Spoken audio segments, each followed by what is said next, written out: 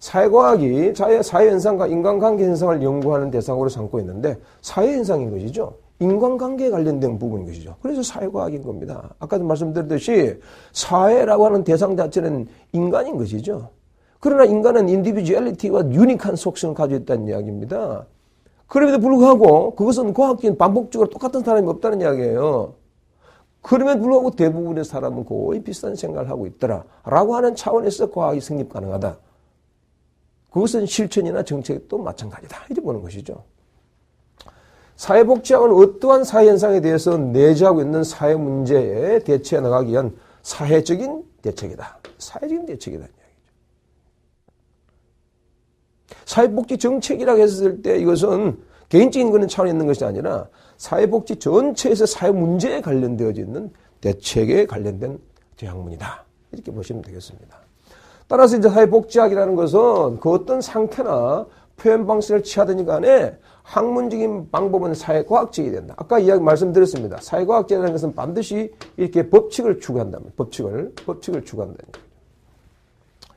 법칙을 추구한다라고 했을 때 아까 말씀드렸듯이 인간과 자연은 거의 비슷한 그러한 물이 0도에서 은다. 0도 이하에는 다 얼게 되어 있습니다. 100도씨 이상 되면 다 끓여야 되는 거예요.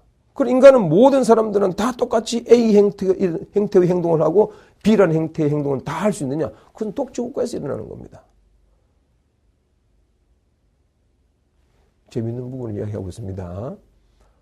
100% 찬성. 사회과학에서는 있을 수 없다는 이야기죠. 100% 그렇다? 있을 수 없다는 이야기죠. 인간에서 100% 그렇다라고 하는 것은 그것은 신의 세계인 겁니다. 종교의 완전히 사람 죽고 나서의 어떤 그런 상황인 것이지 사회 현상 속에서는 100% 없다는 이야기죠. 그러나 지구상에 존재하는 대부분의 그러한 국가 같은 경우에 있어서 100% 국가의 찬성으로 대통령이 당선되었다? 독재국가라는 이야기죠. 100%는 없는 겁니다.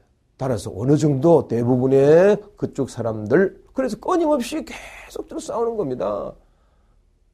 그 싸움의 역사가 이제 더 뒤쪽에 쭉 이제 나올 겁니다. 이건 가면서 또 이야기하도록 하죠. 따라서 사회 문제에 대한 연구 방법은 사회과학적이어야 한다. 사회 문제라고 하는 것 자체가 이제 사회복지 정책과 나중에 저 아젠다와 연결되어 있는데 아젠다라고 하는 것이 형성되기 이전 단계에 항상 뭐가 있느냐? 사회 문제가 있는 겁니다. 다양한 사회 문제가 있는 거죠. 스펙트럼화 시켜 보게 되면은 사회에 다양한 이제 경제적이고 정치적이고 사회적이고 문화적인 그런 신비적인 그런 제 문제들이 있지 않습니까? 그것을 어떻게 정책적으로 다루는 것이 복지 정책이다. 따라서 복지 정책은 반드시 사회 문제를 전제하고 있어야 되는 겁니다. 그 실제는 사회 문제 해결과 복지 발전을 주목적으로 해야 된다. 따라서 사회과학과 사회복지학은 상당히 관련성이 깊을 수밖에 없다. 이렇게 보는 것이죠. 그러면 과학의 특성은 뭐냐? 우리 아까 말씀드렸듯이 법칙이 있다는 얘기죠. 이 법칙 하나를 두고 이제 인간은 이 법칙이라고 하는 것 자체의 또 속성 자체는 뭐냐? 가장 중요한 것이 뭔가 하면은 관찰해야 되는 겁니다. 오늘 강의 수익이 좀 높아지겠네요. 네. 법칙은 반드시 관찰해야 된다는 이야기죠.